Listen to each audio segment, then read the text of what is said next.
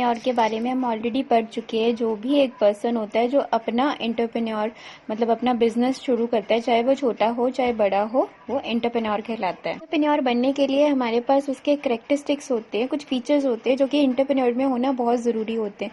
जैसे जो एंटरप्रेन्योर होता है वो हाईली मोटिवेटेड होना चाहिए, हर चीज के लिए मोटिवेटेड होते हैं, उसमें प्रेरणा की कमी नहीं होनी चाहिए, उसे प्रेरणा हमेशा उसके अंदर एक प्रेरणा होनी चाहिए आगे बढ़ते रहने के लिए। ठीक है, जो एंटरप्रेन्योर्स होते हैं उनको क्रिएटिव होना बहुत जरूरी होता है, मेंटली प्रिपेयर होने चाहिए to handle any kind of situation. ठीक है, आगे फ्यूचर में जाके उनके सामने कोई भी टास्क आता है, सिचुएशन आती है, उसको हैंडल करने के लिए वो मेंटली प्रिपेयर होने चाहिए। ठीक है, उनको रिस्क लेने से डर नहीं लगना चाहिए। They are willing to take great risk.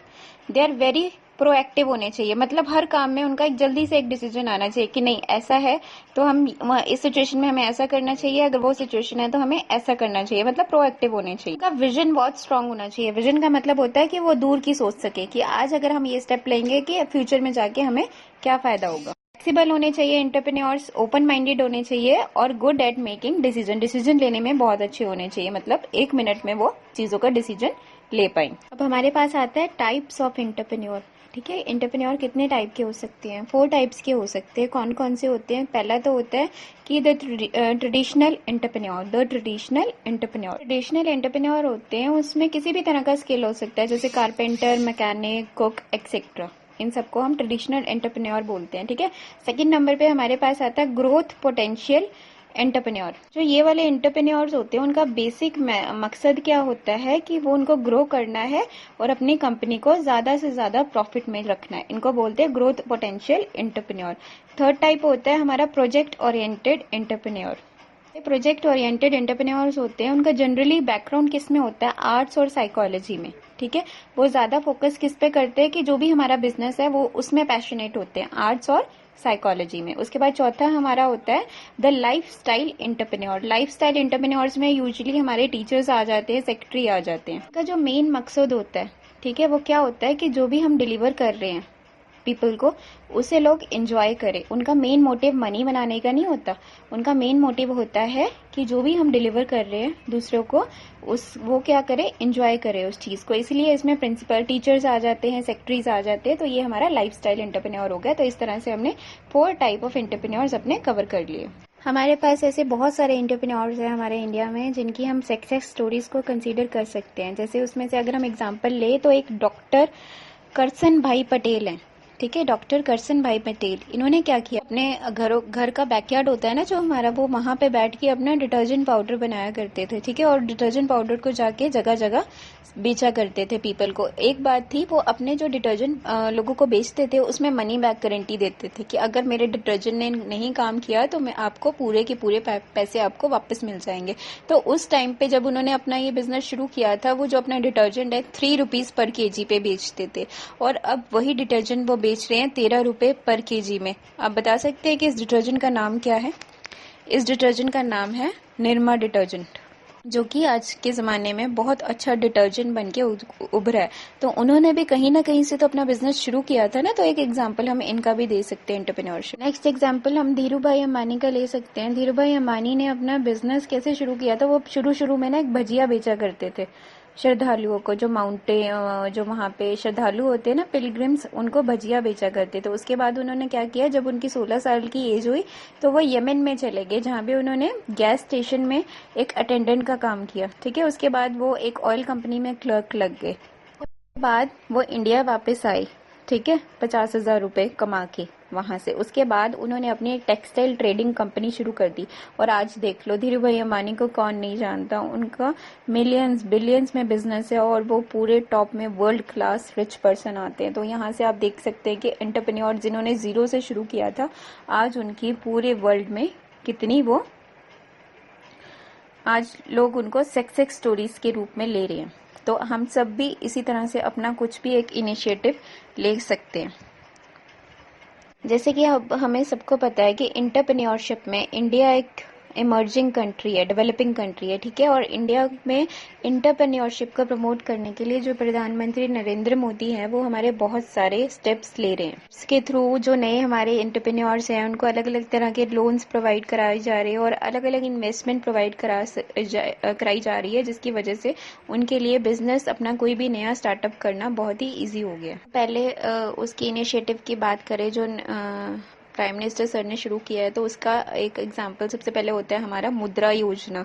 एक प्रधानमंत्री ने शुरू की है मुद्रा की फुल फॉर्म क्या होती है? Micro units development and refinance agency.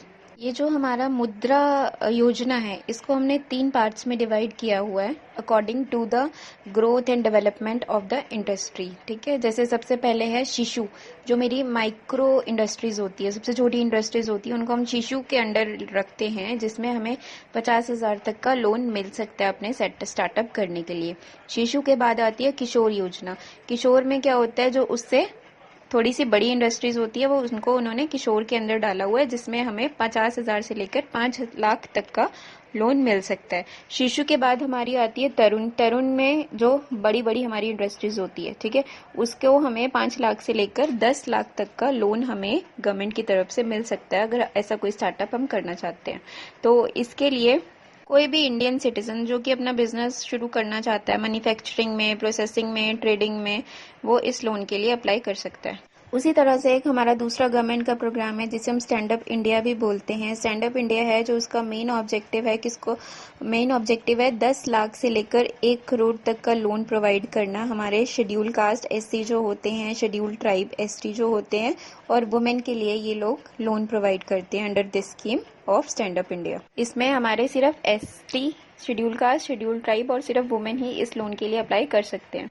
अगर नेक्स्ट स्कीम की तरफ चले तो हमारी एक स्कीम होती है प्रधानमंत्री एम्प्लॉयमेंट जनरेशन प्रोग्राम। इसको हम PMEGP के साथ भी जानते हैं, ठीक है। अभी हमने 2-3 स्कीम्स के बारे में डिस्कस किया। ऐसे बहुत सारी स्कीम्स है जो स्टार्टअप्स को लोन प्रोवाइड करती है। इसमें से हमारी एक इंटरनेशनल कॉपरेशन स्कीम है और reimbursement of registration fee for bar coding है, ठीक है। मार्केटिंग असिस्टेंस स्कीम है, capital subsidy support on credit और टेक्नोलॉजी अपग्रेडेशन, मतलब ऐसी बहुत सारी स्कीम्स है। अगर आप गूगल पे जाके सर्च करेंगे तो जो हमें स्टार्टअप्स को एक सपोर्ट प्रोवाइड कराती है। ये हम एंटरप्रेन्योरशिप की बात कर रहे हैं तो एक बात हमने ज़रूर ध्यान रखनी है कि एंटरप्रेन्योरशिप और जो रिस्क है वो साथ में ही चलते हैं, ठीक है। अगर हम किसी भी चीज़ का स्टार्टअप कर रहे हैं तो ऑब्वियसली उस स्टार्टअप में हमारे सामने रिस्क भी होंगे। रिस्क का मतलब होता है कि हमारा बिजनेस जो हम नया शुरू कर रहे हैं वो चलेगा कि नहीं चलेगा, ठीक है। अगर चलेगा तो उसमें कितना प्रॉफिट होगा, और ये अगर ये वाला डिसीजन लेंगे तो इससे कोई लॉस तो नहीं होगा। ये सारे रिस्क होते हैं हमारे एंटरप्रेन्योरशिप के साथ। जब भी हम रिस्क और एंटरप्रेन्योरशिप की बात करते हैं तो हमें एक टर्म का ध्यान रखना है जिसे हम बोलते हैं risk appetite. Risk appetite basically एक लिमिट होता है, ठीक है। लिमिट होता है कि कंपनी कितनी सक्षम है कोई भी रिस्क लेने के लिए in order to achieve any objective, ठीक है। अपने प्रॉफिट तक पहुंचने के लिए कंपनी कितने सक्षम है कोई भी रिस्क उठाने के लिए, इसे हम बोलते हैं रिस्क एपिटाइट। एपिटाइट है वो मेरे ब्रॉडली 3 कैटेगरीज में डिवाइड होते हैं। कौन कौन से? लो, मीडियम और high according to the risk. Entrepreneurship में हम एक और टर्म पढ़ते हैं जिसे हम रेजिलेंस बोलते हैं। रेजिलेंस होता क्या है? बेसिकली एंटरप्रेन्योरशिप की हमने क्वालिटीज के बारे में पढ़ा था कि एंटरप्रेन्योरशिप की क्वालिटीज क्या होनी चाहिए। मोटिवेटेड होना चाहिए, पॉजिटिव थिंकर होना चाहिए, जो हम पहले पढ़ चुके हैं। उन सब क्वालिटीज को हम क्या बोलते हैं? रेजिलेंस। और जो ये क्वालिटीज होती हैं हमारी, ठीक है, वो बहुत इंपॉर्टेंट रोल प्ले करती है हमारी जो बिजनेस हम डेवलप करने जा रहे हैं उसकी सक्सेस में। हमारे कुछ कैरेक्टरिस्टिक्स होते हैं जो कि रेजिलेंस एंटरप्रेन्योर के होते हैं। वो कौन कौन से होते हैं? जैसे a strong internal sense of control होना चाहिए उस बंदे में, ठीक है। स्ट्रॉन्ग सोशल कनेक्शंस होने चाहिए कि जिसके थ्रू वो आगे से आगे अपने बिजनेस का प्रमोशन कर सके। Skill to learn from setbacks, ठीक है, जितने भी उसको अपने लॉसेस झेलने पड़ रहे हैं उससे वो कुछ लर्न करे और आगे मूव करे। Ability to look at the bigger picture, ठीक है, आज उसके इतनी एबिलिटी होनी चाहिए कि वो फ्यूचर की सोच सके, ठीक है। Ability to diversify and expand, हमेशा अपने बिजनेस को एक्सपैंड करने की उसे सोचते रहना चाहिए कि आज मेरे पास 10 एम्प्लॉयज है तो कल मेरे पास 50 एम्प्लॉयज भी होने चाहिए कंपनी को हैंडल करने के। सर्वाइवर एटीट्यूड, मतलब ऐसा नहीं है कि आपकी कंपनी में कोई भी लॉस हुआ और अपना बिजनेस बंद करके बैठ गया। आपके अंदर एक सर्वाइवर एटीट्यूड होना चाहिए, ठीक है। और अटेंशन टू डिटेल, जो भी डिटेल्स आ रही है उसके प्रति आपके, जो भी कंडीशन आ रही है आपके बिजनेस में उसके प्रति आपको अटेंशन होना चाहिए। एंटरप्रेन्योर बनना ही और अपना एक बिजनेस शुरू करना है तो कुछ स्टेप्स होते हैं, जैसे मार्केट की स्टडी करनी होती है हमने कि जो भी प्रोडक्ट हम अपना लॉन्च करने जा रहे हैं उसके बारे में मार्केट का कैसे व्यूज़ हैं, ठीक है। रिसर्च में आप बेसिकली क्या होता है, प्रोसेस होता है इन्फॉर्मेशन को गैदर करने का, एनालाइज करने का और उसे इंटरप्रेट करने का कि जो भी प्रोडक्ट या सर्विस आप लॉन्च या रिलीज करने जा रहे हैं तो उसके बारे में मार्केट में कैसे बेचना है उसको और उसको अपने प्रोडक्ट को सक्सेसफुल कैसे बनाना है। जब भी हम मार्केटिंग की बात करते हैं तो हमें 4 P's का बहुत ध्यान रखना होता है। 4 P's मतलब product, price, promotion and place. सबसे पहले अगर हम प्रोडक्ट के बारे में पढ़ रहे हैं, प्रोडक्ट में क्या होता है, जो भी आपका प्रोडक्ट है सबसे पहले ये आपकी रिस्पॉन्सिबिलिटी होती है कि आपको बहुत क्लियर होना चाहिए कि आप मार्केट में क्या प्रोडक्ट बेच रहे हैं, उसकी कैरेक्टरिस्टिक्स क्या होती है, ठीक है।